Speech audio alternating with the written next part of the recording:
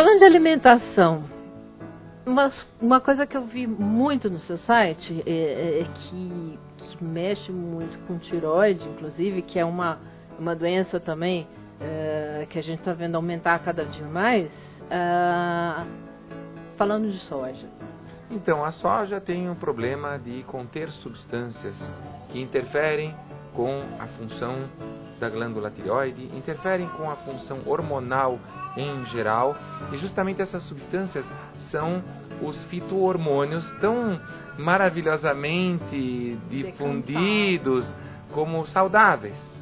Então, olha, quando você está na menopausa, as isoflavonas são muito boas. Essas isoflavonas são estranhas ao nosso organismo, reagem com nossos receptores hormonais de uma maneira não natural, permanecem nesses receptores por um tempo diferente do hormônio idêntico ou bioidêntico e provocam reações imprevisíveis. E aí, entre essas reações, suspeita-se uma influência grande em problemas de tireoide, uma influência em problemas hormonais de toda sorte. A soja também possui substâncias inibidoras da absorção de uma série de nutrientes. Então, as substâncias da soja inibem enzimas necessárias para a digestão e absorção de nutrientes. E o que acontece quando você tem nutrientes que não são absorvidos? Você fica com deficiências. Isso gera uma reação em cadeia. Você vive com deficiências, você começa a ficar doente. E não é porque hoje você comeu soja que amanhã você vai ter isso. É porque desde a tua infância você vivia ingerindo alimentos industrializados e 90%, 99,99% dos alimentos industrializados tem soja. Alguma coisa de soja, ou óleo de soja, ou lecitina de soja na sua composição. Então a soja é uma matéria-prima, por ser extremamente de baixo custo para o fabricante, muito usada.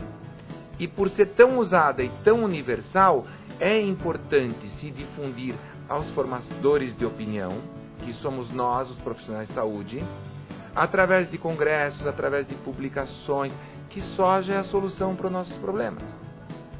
Uma coisa é o que se difunde, uma coisa é o politicamente correto e outra coisa é o que a gente vê. E o que a gente vê são doenças cada vez mais prevalentes.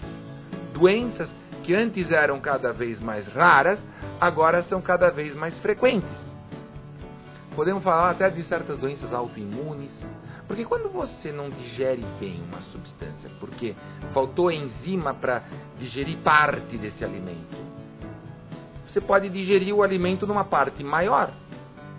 E essa parte maior do alimento, uma vez dentro do teu sistema, pode ser reconhecido pelos anticorpos como um corpo estranho. E esses anticorpos que reconheceram esse pedaço do alimento como corpo estranho podem reconhecer um pedaço do teu corpo como se fosse aquele alimento. Corpo estranho, um pedaço maior. E aí você ganha uma doença autoimune. Isso não é impossível. Se eu quiser fazer um estudo, custa muito dinheiro. Tá, então nós vamos dar aquele produto. Bom, quanto custa aquele produto? Eu vou dar para você, para você, para você. Tá, você vai comprar ou eu vou ter que te dar? Porque eu estou fazendo um estudo com você. Ah, tá bom, eu te dou. E aí eu vou ter que acompanhar. Como é que eu vou acompanhar direito? Isso tudo custa dinheiro. Então, alguém pagou. Se o estudo dá um resultado negativo, os autores do estudo têm um contrato assinado que não podem publicar. Só pode publicar o que é positivo. Então, o que é que vai sair na grande mídia? O positivo. E a grande mídia divulga aquilo que saiu nas revistas científicas. Ler uma revista científica é muito complicado. Por quê? Quem é que patrocina a revista científica? Tem acesso a ela, não, mas mesmo que você tenha. Inclusive, se você tiver, dá uma olhada, abre e olha a quarta capa. você vai ver propaganda de alguma indústria. Então você não tem isenção.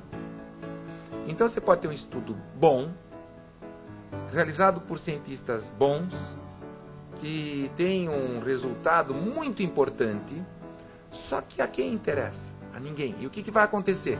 Tá, ele foi publicado no número tal, no dia tal, no jornal tal. E aí, quem vai divulgar? Ninguém. Quando você publica um estudo que interessa, aqueles que interessam mandam, ajudam a mandar e pagam para divulgar. Como? Através de press releases. São informações que são difundidas à imprensa. Então, na grande mídia, você não tem um jornalista que lê todos os jornais médicos. Você tem um grupo que recebe informações, que tem esse nome de press release, que é um tipo de eu não sei como falar isso em português, mas são divulgações informativos com pequenos resumos. Olha, foi publicado nessa revista médica de grande prestígio um artigo que diz que a soja é o melhor produto do mundo para quem tem menopausa. E isso é uma informação que esse meio jornalístico de massa vai considerar digna, fidedigna, porque olha, foi afinal publicado numa revista científica, e vai acabar difundindo, não às vezes, não necessariamente por má fé, mas eles precisam de um respaldo. Olha, onde apareceu essa notícia? Essa notícia apareceu nesse periódico.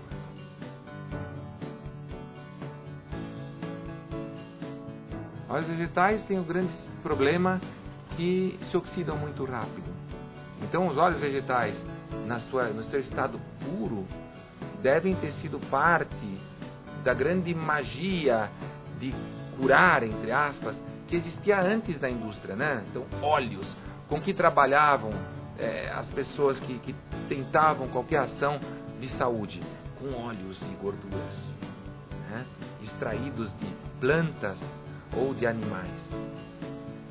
O que aconteceu é que esses óleos para o consumo industrial acabam sendo tratados com calor excessivo, pressões para se extrair o óleo de uma semente, solventes químicos que são derivados do petróleo e que podem contaminar aquele produto final. Ah, mas contamina em menos que 1 bilionésimo, mas 1 bilionésimo é uma gota de água numa piscina olímpica. Parece que é desprezível. Porém, os hormônios do nosso corpo agem em fração de parte por bilhão. Então não é tão desprezível quanto a indústria gostaria que fosse. E não tem muita medida. Eles falam em parte por milhão no máximo. Olha, se não tiver uma parte por milhão, tá tudo beleza. Mas e uma parte por bilhão? Então, podem ter solventes, resíduos. Isso é o que pode fazer mal para você. Óleos oxidados com resíduos de solventes químicos. Uma vez você foi na lanchonete e comeu, tudo bem. Mas qual é o teu hábito de vida?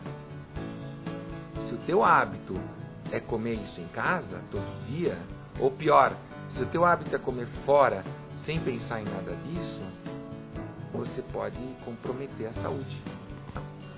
Pensar que tudo que vem de uma fábrica faz bem. E tudo que é natural faz mal. Exemplo típico. Óleo faz bem. Óleo de milho, óleo de soja, óleo de algodão, óleo de canola. Agora você pensa. Vamos pegar um óleo que se usava há séculos e até há milênios.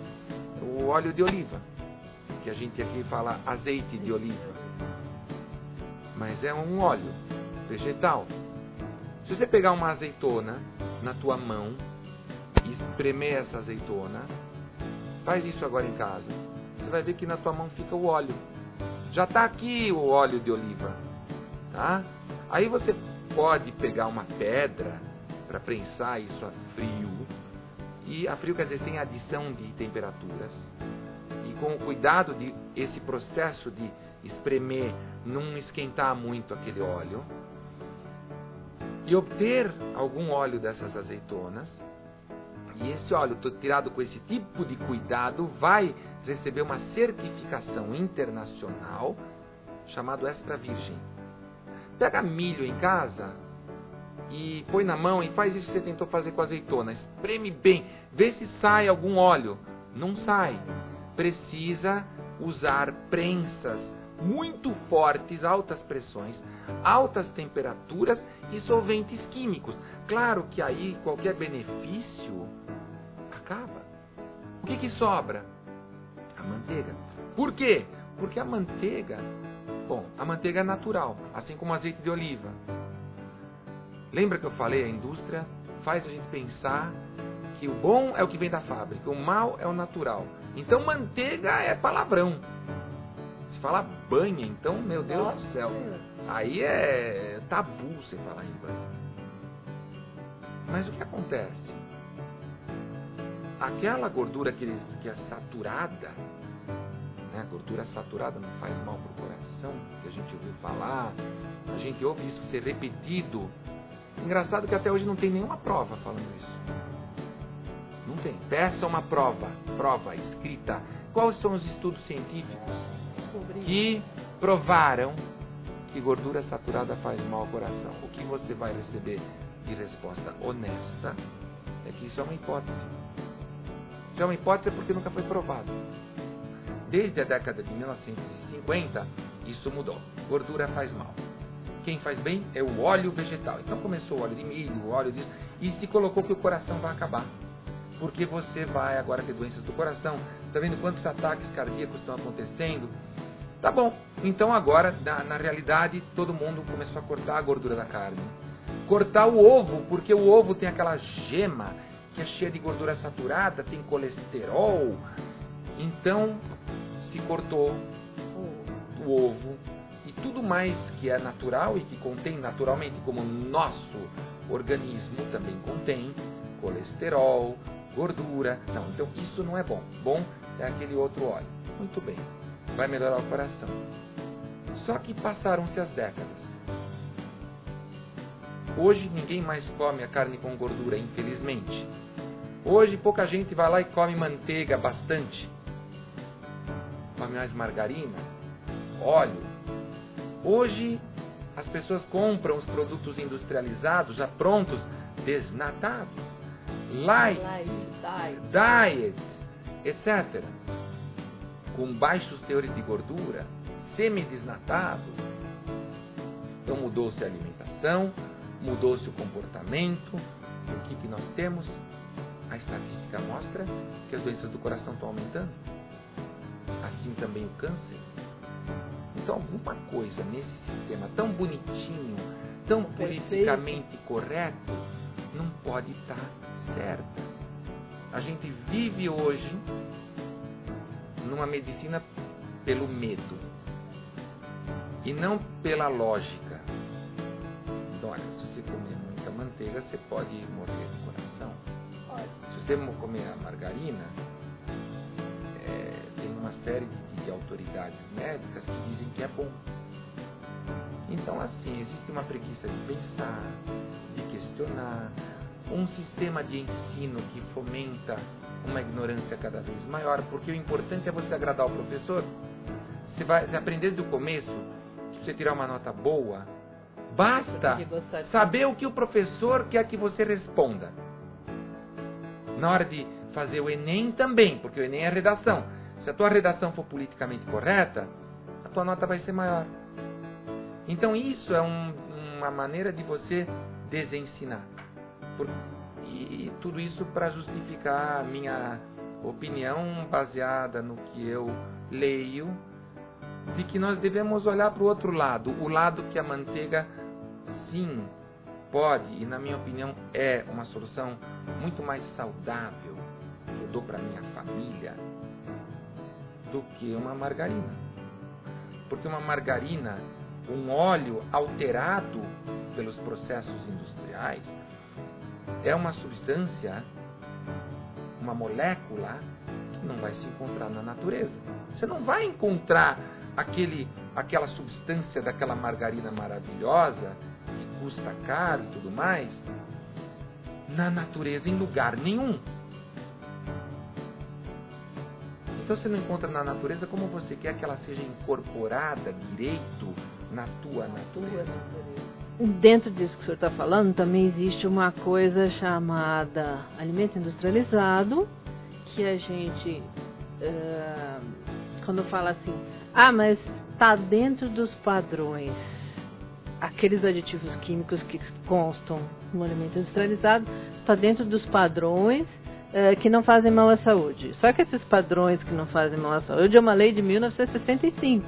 Também tem isso. E quando for a lei de 2012 ou a lei de 2020... Também será manipulado. Claro, porque todo o processo de regulamentação dos alimentos recebe uma influência muito grande política.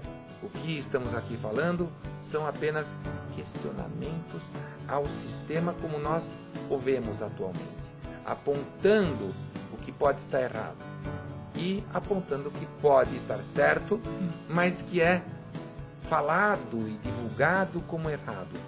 Isso tudo é muito importante quando a gente tem alguém doente precisando da nossa ajuda. Queria agradecer muito, porque foi uma verdadeira aula para nós, não é? E convido vocês a pensarem um pouquinho em tudo, tá? Obrigada.